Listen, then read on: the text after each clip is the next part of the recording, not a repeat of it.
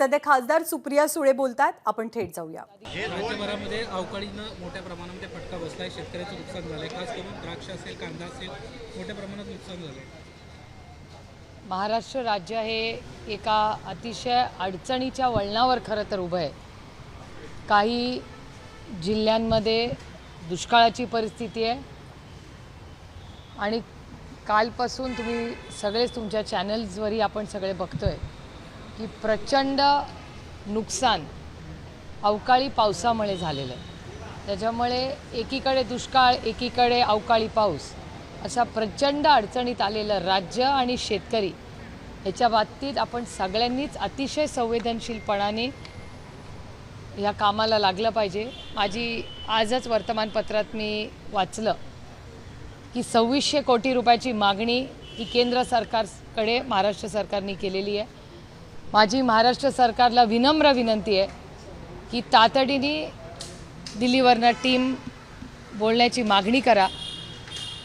महाराष्ट्रामध्ये ह्या सगळ्या गोष्टीची पाहणी करा. एक 3 दिवसाच्या आत हा सगळे जे काय कागदपत्र, तलाठी, कलेक्टर, ही सगळी यंत्रणा पूर्ण ताकदीने या कामाला लावा. केंद्र सरकारची जी कमिटी येईल तीही तिथे सगळं काम बघेल आणि लवकरात लवकर जास्तीत जास्त निधी केंद्र सरकारने महाराष्ट्राला द्यावा आणि ह्या संपूर्ण भागामध्ये जेवढं शेतकऱ्यांचं प्रचंड नुकसान झालं आहे तिथे सरसकट कर्जमाफी ही आमची मागणी आहे. कारण तुम्ही बघताय दुधाचा भाव ग्रामीण भागात गेला तर 7 रुपये कमी लिटर झाला आहे. अवकाळी पावसामुळे प्रचंड शेतकऱ्यांचं नुकसान झालेलं आहे. त्यामुळे अडचणीत आलेल्या शेतकऱ्याला सरसकट कर्जमाफी ही आमची मागणी आहे. पार्लमेंट सुरू होणार आहे. मी स्वतः पार्लमेंटमध्ये हा विषय पूर्ण ताकदीने राष्ट्रवादी काँग्रेस पक्ष लोकसभेत आणि राज्यसभेत मांडेल आणि आमचे सगळे सहकारी पदाधिकारी सगळं राजकारण बाजूला ठेवून आज शेतकऱ्याला आणि महाराष्ट्रातल्या या काळ्या मातीशी इमान राखणाऱ्या, कष्ट करणाऱ्या शेतकऱ्यांच्या मागे पूर्ण ताकदीने उभा राहील. एकीकडे छगन भुजबळ हे म्हणतात की जी शिंदे समिती नेमण्यात आली होती ही समिती आता रद्द करण्यात यावी. मराठा समाजाला सरसकट आहे ते ओबीसीचं प्रमाणपत्र देऊ नका अशी देखील मांडण्यात. एकतर भुजबळ साहेब वयाने, कर्तृत्वाने सगळ्यांनीच माझ्यापेक्षा मोठे आहेत. अनेक वर्ष आम्ही एकत्र काम केलेलं आहे, एकामेकाच्या सुखदुःखात राहिलेलं आहे. त्याच्यामुळे अतिशय विनम्रपणे माझी माध्यमांनाही विनंती आहे की माझं जे स्टेटमेंट असेल ते भुजबळ साहेबांचं वय, कर्तृत्व ह्या सगळ्याचा सन्मान ठेवूनच मी करणार आहे. त्याच कॉन्टेक्स्टमध्ये घ्यावं. गैरसमज कुणाचेच नसावे आणि प्रेक्षकांचे तर नसावेच. पण मला अतिशय प्रांजळपणे, विनम्रपणे भुजबळ साहेबांना एवढीच विनंती करायची की जे काही तुमच्या मागण्या आहेत, आपण आदरणीय आहात, वंदनीय आहात, आपण कॅबिनेटमध्ये या राज्याच्या आहात. त्याच्यामुळे ज्या मागण्या ते व्यासपीठावर न करतात त्या जर त्यांनी कॅबिनेटमध्ये त्या बंद दरवाज्यात खोली जर केल्या, कारण का तो अधिकार आहे त्यांना. 105 BJPचे असे आमदार आहेत ज्यांना मंत्री व्हायची इच्छा आहे, ते बिचारे काही बोलत नाही आहेत.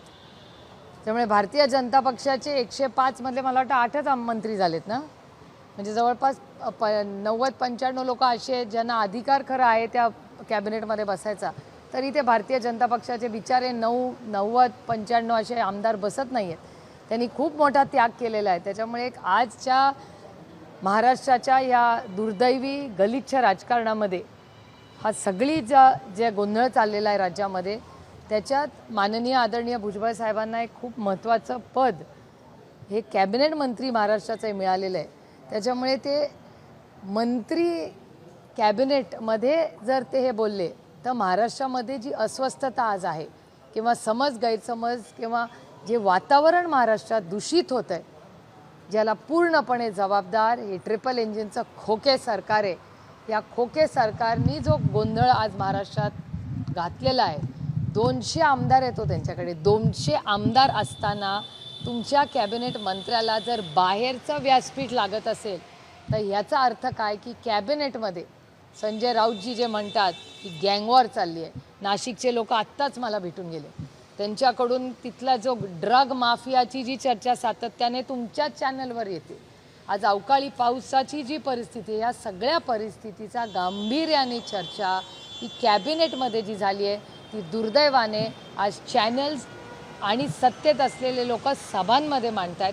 याच्याच या ट्रिपल इंजिन खोके सरकारमध्ये किती मिसमॅनेजमेंट आहे आणि पॉलिसी पॅरालिसिस आहे। तुम्ही मला विचार करून सांगा, तुम्ही एडिटोरियलमध्ये काम करताना तुम्ही चॅनलवर बाहेर येऊन बोलाल का की आमच्या एडिटोरियलमध्ये ही बातमी लावली पाहिजे? ती तुम्ही तुमच्या एडिटोरियलमध्येच बोलाल ना। तर जर कॅबिनेट मंत्री बाहेर येऊन मागण्या करत असतील तर मग कॅबिनेटमध्ये कसली चर्चा होते?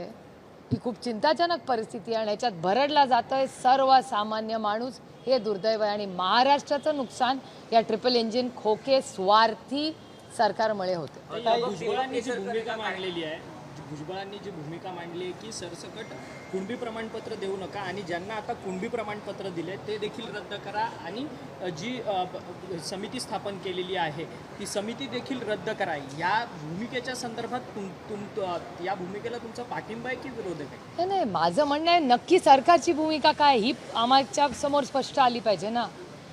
सरकारची एक बाजू हे म्हणते महाराष्ट्राचे, म्हणजे मला जे थोडंसं कळतं, मी काय फार तज्ज्ञ नाही या विषयाची, पण महाराष्ट्राच्या निर्णय प्रक्रियेत घ्यायची अधिकार हे सगळे महाराष्ट्राच्या माननीय मुख्यमंत्र्यांकडे असतात।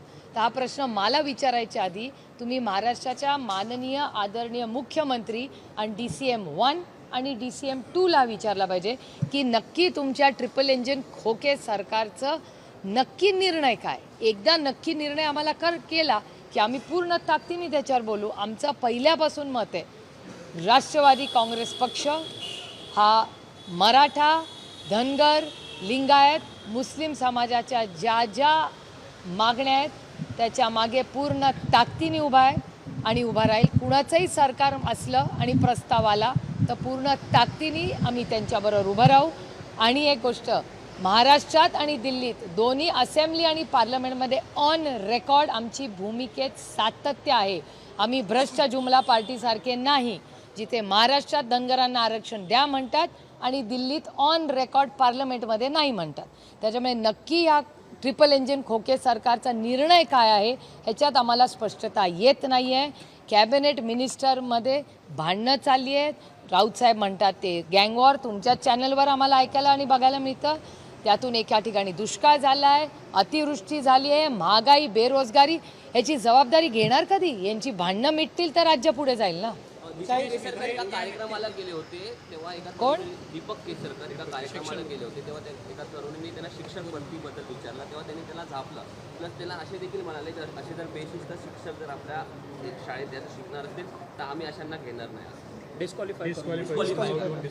हे दुर्दैव आहे, मला खरं असं बोलायला आवडत नाही, पण एका शिक्षकाचा जर अपमान ह्या शाहू फुले आंबेडकरांच्या छत्रपतींच्या महाराष्ट्रात होत असेल तर दुर्दैवाने एक गोष्ट मला या ट्रिपल इंजिन खोके सरकारबद्दल म्हणावी लागेल की या सरकारला सत्तेची आणि पैशाची मस्ती आली आणि ती शिक्षकांचा जर तुम्ही अपमान करणार असाल तर पक्ष तर सोडा, महाराष्ट्र पण कधी सहन करणार नाही।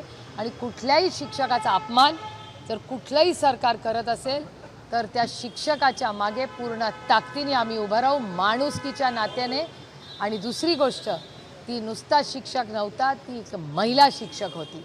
त्याच्यामुळे भारतीय जनता पक्ष, भ्रष्ट जुमला पार्टी ही सातत्याने महिलांचा अपमान करत असते। त्यांचे मित्र पक्षांनाही ते गुण लागलेले आहेत असं दिसायला लागतं। त्याच्यामुळे एका महिलेचा अपमान आम्ही सहन करणार नाही आणि शिक्षकांचा कधीच करणार नाही। त्याच्यामुळे त्या शिक्षकांच्या मागे आम्ही पूर्ण ताकदीने उभं राहू आणि ही ज्या सरकारला पैशाची आणि सत्तेची आणि कॉन्ट्रॅक्टची मस्ती आली आहे ना, ती कशी उतरायची ही महाराष्ट्राच्या मायबाप सुसंस्कृत जनतेला माहिती आहे। दगडफेक प्रकरणी फोटो व्हायरल होत आहे, दगडफेक प्रकरणी फोटो व्हायरल होत आहेत। यावरून आता शिंदेच्या शिवसेनेच्या प्रवक्त्या ज्योती वाघमारे यांनी असं म्हटलेलं आहे की हे वार आहेत की यामागे पवार आहेत, याची चौकशी व्हावी आणि मी गृह खात्याला विनंती करेल की या सगळ्या संदर्भात त्यांनी सखोल चौकशी करावी। एक तर हा कॉमेंट मी ऐकलेली नाही, त्याच्यामुळे मी काही असं स्टेटमेंट, कुणाच्या स्टेटमेंट जोपर्यंत मी त्याचा अभ्यास करत नाही मी बोलत नाही। पण महाराष्ट्रामध्ये अनेक ठिकाणी दगडफेक होताना आज दिसते।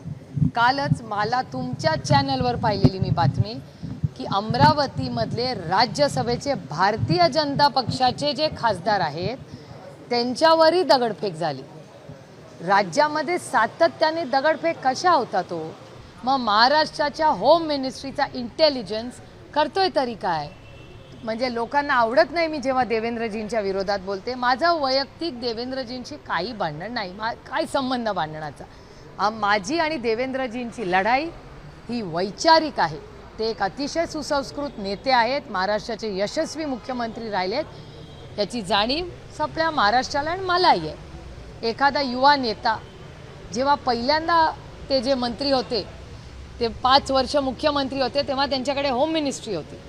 तेव्हा नागपूरला मी नाही म्हणायचे, तुमच्या वर्तमानपत्रात आणि चॅनल्सवर महाराष्ट्राचं क्राईम कॅपिटल हे नागपूर आहे हे मीडियावाले म्हणायचे. हे मी वाचलेलं आणि तुम्हालाही चॅनलमध्ये तुम्ही जर बघितलं तर तुम्हाला आठवत असेल. जेव्हा जेव्हा देवेंद्रजी गृहमंत्री होतात तेव्हा क्राईम नागपूरमध्ये आणि राज्यात वाढतो कसा? ज्या नंबर्स मुलींमध्ये, मुलींच्या विरोधात होणारा क्राईम ह्याच्यात वाढ मी नाही झालं म्हणते, केंद्र सरकारचा होम मिनिस्ट्रीचा डेटा म्हणतो. जे इलेक्टेड आहेत म्हणजे सोळंकी साहेबांच्या घरात आग लावली, संदीप क्षीरसागरची मुलं त्याच्या घरातून कशी बाहेर पडली आहेत, त्याच्या बायकोचं काय दुःख आहे, वेदना त्या क्षीरसागर संपूर्ण कुटुंबाच्या आहेत, त्या कधीतरी तुम्ही तुमच्या चॅनलवर काही दाखवले आहे. आता जालन्यामध्ये जी घटना झाली, ज्या अमानुष पद्धतीने होम मिनिस्ट्रीने जालन्याच्या घटनेमध्ये महिलांना आणि मुलांना मारण्यात आलं, कोण आहे याला जबाबदार? नंतर अजून काहीतरी वेगळ्या बातम्या येतात. मग इंटेलिजन्स फेलियर तर आहे ना. मग गृहमंत्री आणि त्यांचं मंत्रालय करतंय तरी काय? It is a complete failure of the home ministry. Rishikesh Bedre याला याच प्रकरणामध्ये अटक करण्यात आली. तर ऋषिकेश बेदरे शरद पवार सोबतचे काही बीड नाहीच बोलले. अंजारवाली सर त्याच्यामध्ये अटक केल्यानंतर पवार साहेबांसोबतची काही फुटेज व्हायरल करण्यात आली. इतर पक्षाच्या नेत्यांसोबतची देखील फोटो व्हायरल झालेले. महाराष्ट्रात जेवढे पक्ष आहेत त्या सगळ्या पक्षांच्या नेत्यांवरचे आणि त्याचे फोटो मी तुमच्याच चॅनलवर पाहिलेत, सगळ्या नेत्यांचे. आणि ही गोष्ट मी कालही बोलले की देवेंद्र फडणवीस आणि मी, आम्ही 2 वेगळ्या वैचारिक बैठकीच्या पक्षामध्ये दोघं काम करतो. माझे आणि त्यांचे काही कॉमन लोकांबरोबर फोटो असतात आणि त्या माणसांनी एखाद्याने एखादी चूक केली, मग आता देवेंद्र फडणवीस आणि सुप्रिया सुळे जबाबदार का? मला असं वाटतं राजकारणामध्ये होम मिनिस्ट्रीनी पारदर्शकपणे सगळ्याची माहिती काढावी. उगाच एखाद्या कुठलाही फोटो, आणि मी स्वतः माझंही, मी कधीही कुणावर खोटे आरोप कधी करत नाही. Data speaks for itself. जोपर्यंत हातात डेटा नाही मी कधीही कुणावरही आरोप केलेले नाही. ते माझं राजकारणच नाही. त्याच्यामुळे ह्या फोटो, या सगळ्याच पक्षाच्या लोकांचे फोटो आहे, त्यांनी पवार साहेबांचे टाकले, यांनी देवेंद्र फडणवीसांचे आणि त्या व्यक्तीचे टाकले, शिंदे माननीय महाराष्ट्राच्या मुख्यमंत्र्यांबरोबर टाकले. त्यामुळे तुमच्याच सगळ्या चॅनलवर त्या व्यक्तीची सगळ्याच पक्षाच्या लोकांबरोबर फोटो आहेत. जालनाच्या जर सगळा प्रकार घडला, एक मिनिट बीड गेवराईचे जे अमरसिंह पंडित आहेत अजित पवार गटाचे, त्यांनी ऋषिकेश बेदरे हा आमचाच गटाचा कार्यकर्ता आहे म्हणून असा दावा केलेला आहे आणि त्याच्या समर्थनार्थ आज बीड गेवराईमध्ये मोर्चा देखील आयोजन त्यांनी केलेलं आहे. खरं तर त्याला खोट्या गुन्ह्यात अडकवलं असं अमरसिंह पंडितांचं म्हणणं आहे. परंतु ऋषिकेश बेदरे हा तुमच्या पक्षाचा कार्यकर्ता आहे, शरद पवारांबरोबर त्यांचे फोटो आलेत असा आरोप सातत्याने भाजप करत आहे. आता अजित पवार गटाने हा दावा खोडून काढला. हे परफेक्ट तुम्ही मला पॉलिसी पॅरालिसिसचं आणखीन एक उदाहरण. या सरकारमध्ये कोऑर्डिनेशन नाही, जे मी गेले 2 महिने तुमच्या सगळ्या प्रेस कॉन्फरन्समधून बोलते. तुम्हीच माझा इंटरव्ह्यू दोघांनी किती वेळा घेतला आहे, ज्याच्यात मी म्हणले की नाही पॉलिसी पॅरालिसिस आणि मिसकम्युनिकेशन. आता भारतीय जनता पक्ष आणि शिंदे सरकार आणि अजित पवार गट यांचं सरकार आहे की नाही, यांचा कॉन्फ्लिक्ट कुणामध्ये? अजित पवार गट आणि शिंदे सेना. शिंदेंची जी सेना आहे आणि अजित पवारांचा जो गट आहे त्यांच्यातच मिसकॉर्डिनेशन आहे ना या ग्रस्ताबद्दल. तर याचं उत्तर मी कसं देणार? जे सरकारमध्ये आहेत त्यांच्यातच सावळा गोंधळ चालला आहे. त्याच्यामुळे आता आम्ही बिचारे काय करणार? आम्ही आपलं लांबून हे सगळं गडबड बघतोय. आणि दुर्दैव एका गोष्टीचं आहे की कॉन्फ्लिक्ट आणि मिसमॅनेजमेंट आणि पॉलिसी पॅरालिसिस या ट्रिपल इंजिन सरकारमध्येच आहे. 200 आमदार आहेत त्यांच्याकडे. त्यांनी दुष्काळ आणि आजची जी गारपीट झालेली आहे, जे नुकसान शेतकऱ्यांचं झालेलं आहे ह्याच्याकडे लक्ष दिलं पाहिजे. त्याच्याऐवजी ह्या सरकारमधलेच 2 गट एकामेकाशी भांडत आहेत. ताई ह्याला जोडून असा प्रश्न आहे, संजय राऊत असं म्हणतायत, संजय राऊत असं म्हणतायत की जालन्याच्या गेस्ट हाऊस मध्ये हा सगळा कुणाच्या प्रश्नाला उत्तर संजय द्यायचं? राऊत इथे का इथे? ह्याला जोडूनच प्रश्न आहे की संजय राऊत असं म्हणतायत की अंतसराटीमध्ये जो जालन्याचा प्रकार घडला तो गेस्ट हाऊस मधून बसून हा सगळा प्रकार आहे तो कट रचण्यात आला होता राष्ट्रवादीकडून. राष्ट्रवादीकडून म्हणजे राष्ट्रवादीच्या कडून हा सगळा कट रचण्यात आला होता. संजय राऊत आमच्याबद्दल बोलले असं शक्यच नाही. राष्ट्रवादी आता इम्पॉसिबल. आता संजय राऊत असं कधीच म्हणणार नाही. महायुतीचा सीट शेअरिंगचा फॉर्म्युला ठरलेला आहे. भाजपने स्वतःसाठी 26 जागा दिल्या तर मित्र पक्षांसाठी केवळ 11 जागा तरी दिल्या. तुमचं चॅनल कुठलं आहे? साम टीव्हीनी काल बातमी संध्याकाळी दाखवली की हा फॉर्म्युला असा नाही आहे असं तुमच्याचकडून बातमी आली. मुलाखत जर सकाळी आली त्याच्यानंतर भारतीय जनता पक्ष भ्रष्ट जुमला पार्टीकडूनच क्लॅरिफिकेशन संध्याकाळी आलं की असा कुठलाही फॉर्म्युला आलेला नाही. त्याच्यामुळे आय डोंट हॅव. आणि दुसरा एक माझा स्वभाव मी सांगते, दुसरे के घर में मैं झाकती नाही. त्याच्यामुळे त्यांच्या आघाडीमध्ये 26 आहेत, 28 आहेत, 36 आहेत, मेरे को क्या लेना देना उससे. अजितदादा असं म्हणतात चर्चा होणार आहे का महाविकास आघाडीमध्ये येत्या काही? तुम चिंता मत करो, आम खाओ. आमची लिस्ट जेव्हा येईल तेव्हा तुम्हाला सांगीन. राऊत साहेब सविस्तर आणि नाना पटोले दोघंही काल सविस्तर तुमच्या चॅनलवर TV9 काल ते बोललेले आहेत. अजितदादा असं म्हणतात कुठून अवदसा सुचली आणि राजकारणात आलो. अजितदादा असं म्हणतायत की कुठून अवदसा सुचली आणि राजकारणात आलो. आता दादाच स्वतः बोललाय, वयानी नात्यानी तो माझ्यापेक्षा मोठा आहे आणि साधारणपणे माझ्यावर जे संस्कार झाले, जे आपल्यापेक्षा वयाने मोठे असतात, त्यांनी एखादं विधान केलं तर त्याच्यावर प्रत्येक विधानावर आपण बोललंच पाहिजे असा आग्रह माझ्या संस्कृतीत बसत नाही. बताइए. एक मिनट मराठी का होने तो दो. झालं मराठी पक्का. एक मिनिट. केंद्रीय मंत्री अजय मिश्रा ने कहा कि CAA अगले साल लागू कर दिया जाएगा. तो आखिर इतने दिनों के बाद जो कि 2019 में सदन में पास हो चुका है और अब नहीं भैया, मैं आपको पूछना चाहती थी, ये अजय मिश्रा टेनी जी है ना? ये अगर मेरी याददाश्त ठीक रही तो जब किसानों का आंदोलन हुआ था, इन्हीं के घर में कोई ऐसा था जिन्होंने गाड़ी ज़ोर से चलाई थी और बहुत लोगों को, शायद गाड़ी लोगों के ऊपर से चलाई थी, किसानों के ऊपर से चलाई थी. वही है क्या ये? वही मंत्री है क्या ये? ऐसा मुझे लग रहा है कि जो केंद्र में मंत्री है, जिसके घर में किसी ने किसानों के ऊपर से जोर से गाड़ी चलाई थी, वो कुछ कह रहे हैं. मुझे पता नहीं उसकी क्रेडिबिलिटी कितनी है. एक बार पता चले, अभी पार्लियामेंट जब शुरू होगा तो देखती हूँ मैं. लेकिन सवाल ये है कि बंगाल में जाके वो इस तरह का वक्तव्य करते हैं कि CAA लाने के लिए हम पूरी तरह से तैयार हैं, मार्च में हम ला सकते हैं, सारी चीज़ें बातें अगर हो रही हैं तो कहीं ना कहीं उसके पहले से कोई नैरेटिव सेट करने की कोशिश है इस तरीके से. अरे जिस आदमी ने किसानों के ऊपर से गाड़ी चलाई हो, उसके स्टेटमेंट को कितना हमने सीरियसली लेना चाहिए. दूसरा ये कि हम देख रहे हैं छगन भुजबल निर्दयी है ये पूरी टेनी जी और उनकी जो पूरी जिस केंद्र की सरकार है वो निर्दयी है. दूसरा ये कि छगन भुजबल जब ये कहते हैं कि संदीप शिंदे समिति बर्खास्त करनी चाहिए, अब तक जो जितने भी कुंभी सर्टिफिकेट दिए गए वो रद्द कर दिए जाए, मंत्रिमंडल में जो मंत्री हैं, जो सरकार में के कद्दावर महत्व रखते हैं, वो अब आम सभाओं में इस तरीके से कह रहे हैं, क्या करें? यही तो मैं कब से कह रही हूँ. मैं आप सबके चैनल्स पे, आप मेरे सारे जो प्रेस की बातें आप में और मुझ में होती है, उसमें मैं 2 महीने से कह रही हूँ कि 1.5 साल से जब से ये शिंदे सरकार आई है, कॉन्ट्रैक्ट्स, बिग टिकट प्रोजेक्ट ज़रूर हो रहे हैं, लेकिन पॉलिसी पैरालिसिस है इस सरकार में. आप सोचिए कि जो चीज़ कैबिनेट में बोलनी चाहिए वो एक रैली लेके इनको कहनी पड़ रही है. तो ऐसा भी हो सकता है कि छगन भुजबल जी जो कह रहे हैं उनकी आवाज़ शायद कोई कैबिनेट में नहीं सुन रहा है, नहीं तो वो रैली लेके बाहर क्यों बोलेंगे. फिर it's a complete confusion end chaos. ये जो ट्रिपल इंजन की खोखे सरकार है महाराष्ट्र में, पूरा केओस है. कोई किसी से बात नहीं करता. आज अजीत पवार गट और शिंदे गट में लड़ाई हो रही है गेवराई के कारण. दूसरी भुजबल साहब जिन्होंने कैबिनेट में कहना चाहिए वो चीज़ें बेचारे शायद उनका कोई सुन नहीं रहा है कैबिनेट, इसलिए बड़ी बड़ी रैलीज कर रहे हैं राज्य में. समझ में नहीं आ रहा है राज्य चला कौन रहा है. एक तरफ आप देख रहे हैं महाराष्ट्र में बहुत सारे ज़िले ऐसे हैं जहां सूखा है और बहुत सारे ज़िले ऐसे हैं जहां बहुत बारिश हुई है, किसानों को बहुत दिक्कत हुई है. तो मेरे ख्याल से थोड़ी देर मैं हाथ जोड़ के महाराष्ट्र की ट्रिपल इंजन सरकार को विनती करती हूँ कि थोड़े दिन के लिए ये कॉन्ट्रैक्ट बाजी थोड़ा आप साइड में रखिए और महाराष्ट्र के जो किसान हैं उनके लिए थोड़ा कुछ करिए। और हम तो पूरी ताकत से इस देश के किसान के साथ खड़े रहे हैं और रहेंगे।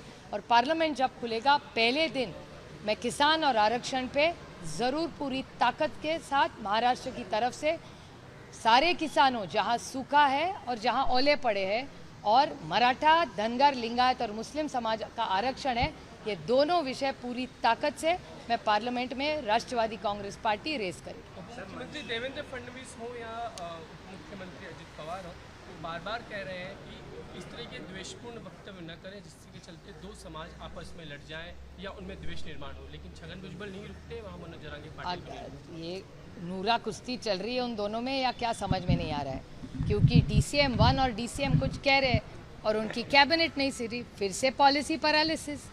देखिए, you are giving me today evidence, जो मैं कब से कह रही हूँ उसी के आप मुझे एग्जाम्पल्स दे रहे। आप सोचिए DCM 1 और DCM 2 कुछ कहना चाहते हैं और उनके कैबिनेट मंत्री सुन नहीं रहे, इसका मतलब क्या? इसका मतलब कि जो संजय राउत जी कह रहे हैं कि इस कैबिनेट में गैंग वॉर चल रहा है, वही मतलब सच हो रहा है ना। दादा का कंट्रोल नहीं है अपने मंत्रियों पर? नहीं, मुख्यमंत्री का नहीं है ना, सिर्फ दादा का क्यों नाम ले हम, मुख्यमंत्री का भी नहीं है। इस देश का, इस राज्य का, सबकी जिम्मेदारी माननीय मुख्यमंत्री जी की हो रही है। मुख्यमंत्री जी के कैबिनेट में DCM 1 और 2 है और आदरणीय माननीय भुजबल साहब भी है। अगर जो कैबिनेट में कहनी चाहिए वो चीज़ें अगर रोक रैली में कहना पड़े, इसका ये भी मतलब हो सकता है कि भुजबल साहब का कोई कैबिनेट में सुन नहीं रहा है। मराठी साइन बोर्ड को लेकर मन से काफ़ी आक्रामक हो गई है और हर जगह पर आंदोलन कर रही है, साइन बोर्ड हटवा दी है। मेरे ख्याल से कुछ टाइमलाइन दी थी और ये फिर भी लॉ एंड ऑर्डर का सवाल है ना, ये DCM 1 को पूछिए, क्योंकि लॉ एंड ऑर्डर DCM 1 के पास ही है। जो रोज़ आप मुझे सवाल महाराष्ट्र की सुरक्षितता के लिए पूछ रहे हैं, कभी ना कभी DCM 1 को पीछे उनको याद तो दिलाइए कि राज्य के होम मिनिस्टर है। सिर्फ इनकम टैक्स, ED और CBI के लिए होम मिनिस्ट्री नहीं होती, घर में रेड करने के लिए, दूसरे पार्टियों तोड़ने के लिए होम मिनिस्ट्री नहीं होती। होम मिनिस्ट्री माई बाप जनता की सुरक्षितता के लिए होती है। तो थोड़ा इस पर ख्याल रखेंगे तो BJP के जो सांसद हैं ना, जिन पे पत्थर फेंके, शायद उन पे पत्थर नहीं फेंकता कोई। सीट शेयरिंग को लेकर हम देख रहे हैं कि देवेंद्र फडणवीस ने कल ये कह दिया था कि हमारा कोई फॉर्मूला तय नहीं हुआ, लेकिन जितनी सीट्स हैं उसमें तो हम लड़ेंगे। तो जाहिर है बात, 26 पर अगर BJP कभी लड़ी थी तो सिर्फ 22 ही सीट दोनों ग्रुप को बच जाती है। तो 26 और 22 का जो फॉर्मूला है इस तरह से साफ साफ अभी नजर आता है। उनकी वो महायुति उनके महायुति बोलते हैं ना उनके गठबंधन को, उनके गठबंधन में उनको जो तय करना है वो उनका प्रॉब्लम है, दूसरे के घर में झांकने को मुझे शौक नहीं है। ताई, संजय शिरसाट असं म्हणतात की जालनामध्ये जो काही अंतसराटीमध्ये हल्ला झाला होता, हा संजय राऊत आणि राष्ट्रवादी यांनी बसून गेस्ट हाऊसमध्ये हा सगळा प्लॅन केला होता। अच्छा, त्यांनी हे चॅनलवर म्हणण्यापेक्षा होम मिनिस्ट्रीला सांगायला पाहिजे आणि त्यांनी नक्की ठरवायला पाहिजे कोणी काय केलं।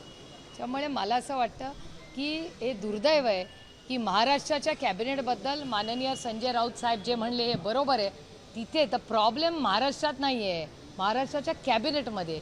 तिथली गँगवॉरमध्ये दगडफेक किंवा या ज्या सगळे जे आरक्षणाबद्दल असंवेदनशीलपणे चर्चा करतायत सगळे आणि ज्या पद्धतीने ड्रग माफियाबद्दल जे प्रश्न येत आहेत, हे सगळे द बक स्टॉप्स ॲट मंत्रालय आणि कॅबिनेट ऑफ महाराष्ट्र। याचे सगळे पुरावे देखील अधिवेशनात देऊ असं देखील ते म्हणतात। पुरावे अधिवेशनात कशाला, होम मिनिस्ट्रीला द्यायचे असतात ना। सगळा जो गट कसा रचला आहे सगळं मी अधिवेशनामध्ये याचे पुरावे। ठीक आहे ना, त्याचं ते TV वर कशाला सांगायला पाहिजे। आम्ही जे अधिवेशनात बोलत होतो भाषणं, आम्ही काय ती चॅनलवर करत नाही, आम्ही निवडून गेले पार्लमेंटमध्ये भाषण करायला। इलेक्शन कमिशनच्या सुनावणीवेळी खरं तर अजित पवार गटातले मंत्री आणि अनेक नेते मंडळी उपस्थित होते गेल्या इलेक्शन कमिशनच्या।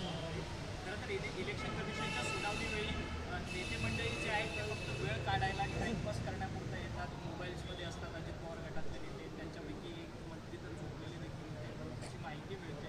काय तो त्या गटाचा वैयक्तिक प्रश्न आहे। आता कोण झोपलं होतं का मोबाईलवर खेळत होतं मला खरंच माहिती नाही, कारण का महाराष्ट्रामध्ये दुष्काळ, महाराष्ट्रामध्ये झालेला अवकाळी पाऊस आणि बेरोजगारी आणि महागाईचे इतके गंभीर आव्हानं राज्याच्या समोर आहेत। मला खरंच विचाराल तर आपण सगळ्यांनी मिळून या अडचणीच्या काळात या बळीराजांनी ज्या काळ्या मातीशी इमान राखलेला या शेतकऱ्याबरोबर आता उभं राहायला पाहिजे असं माझं प्रांजळ मत आहे. भाजपच्या केंद्रीय नेतृत्वाकडून मंत्रिमंडळ विस्ताराला परवानगी नाकारलेली आहे आणि जे काही होईल ते आता अपात्रतेच्या निकालानंतरच होईल अशी माहिती मिळते. शक्यता नाकारता येत नाही, कारण का महाराष्ट्र आता दिल्लीवरनंच चालतोय. दुर्दैवी आहे की ज्या वास्तूमध्ये आपण उभे आहोत आज सगळे, यशवंतराव चव्हाण सेंटर, चव्हाण साहेबांबद्दल नेहमी अभिमानाने आम्ही भाषण करताना म्हणतो की जेव्हा जेव्हा हिमालयाला मदत लागली तेव्हा महाराष्ट्राचा हा सह्याद्री हा दिल्लीला जाऊन हिमालयाच्या खांद्याला खांदा लावून राज्याच्या देशाची सेवा केली. आज दुर्दैव आहे की महाराष्ट्राचे सगळे निर्णय म्हणजे पालकमंत्री पदापासून बदल्यांपासून आता म्हणजे पुढे मंत्री कोण होणार हे तिन्ही पक्षाचे निर्णय जर दिल्लीत होत असतील तर हे महाराष्ट्राच्या स्वाभिमान आणि ज्या अदृश्य शक्तीबद्दल मी सातत्याने बोलते की महाराष्ट्राचं महत्त्व कमी करण्याचं पाप एक अदृश्य शक्ती दिल्लीतून करते. मग आपल्या मुलांच्या नोकऱ्या असतील, पक्ष फोडणं असेल, इन्कम टॅक्स, CBI आणि EDच्या धाडी असतील, घर फोडणं असतील, चांगले मोठे प्रोजेक्ट्स महाराष्ट्रात येणार असतील किंवा महाराष्ट्रात असलेले हक्काचा हिऱ्याचा व्यवसाय दुसऱ्या राज्यात जाणार. त्यामुळे आपल्या नोकऱ्या, आपल्या सगळ्या स्वाभिमानाचा पूर्ण कंबरडं मोडण्याचा पाप जर कोण करत असेल तर ही दिल्लीची अदृश्य शक्ती आहे आणि तेच आपल्या विरोधी नाही, त्यांच्या पक्षातल्या नेत्यांचंही तसंच करतात. माननीय गडकरी साहेब आणि माननीय देवेंद्रजी यांनाही कॉम्प्रोमाइज ही अदृश्य शक्ती करते आहे. हे खरंच महाराष्ट्राचं दुर्दैव. आदित्य ठाकरे मथुरा दौऱ्यावर आहेत आणि यावरून शिंदेच्या शिवसेनेने टीका केली की ते पाप धुवायला मथुरेला गेलेले आहेत आणि त्यांनी बुद्ध हृदय सम्राट अशी पदवी लावून घ्यावी असं ज्योती वाघमारे यांनी म्हटलं. मी हे कॉमेंट ऐकलेली नाही आणि मी दुसऱ्याला वैयक्तिक माझ्यावर कैलासवासी यशवंतराव चव्हाण यांचे संस्कार आहेत. आम्ही वैयक्तिक आजपर्यंत कधीही कोणावर टीका केली नाही आणि कधी करणारही नाही. अजित पवार जब ये कह रहे हैं कि जब उन्होंने कभी कहा था कि उन्हें मंत्रिमंडल में जो विस्तार है इसमें संसमान उनको हिस्सेदारी चाहिए, देखना चाहिए, लेकिन अभी देख रहे हैं कि इस तरह की सीट शेयरिंग की बातें हो रही है. उसके बाद इधर का ये बयान आना कि न जाने उनको क्या सोचा था, क्या पॉलिटिक्स सूझी कि उनको पॉलिटिक्स में चले आए. इस बयान को किसने देखते ज़्यादा फ्रस्ट्रेट है वहाँ जाके? मैं किसी बयान पे पर्सनल ऐसी किसी टिप्पणी नहीं करना चाहती. अजीतदादा राज्य के वरिष्ठ नेता है, बड़े नेता रहे हैं और मेरे लिए मेरे बड़े भाई भी हैं और मुझ पे जो संस्कार हुए हैं इसमें बड़े भाई का हमेशा मान सम्मान करना चाहिए. और अगर कुछ पॉलिसी में ज़रूर हमारी कुछ अगर कुछ वक्तव्य हम एक दूसरे के खिलाफ करें वो पॉलिसी लेवल पे राजनीति के होंगे.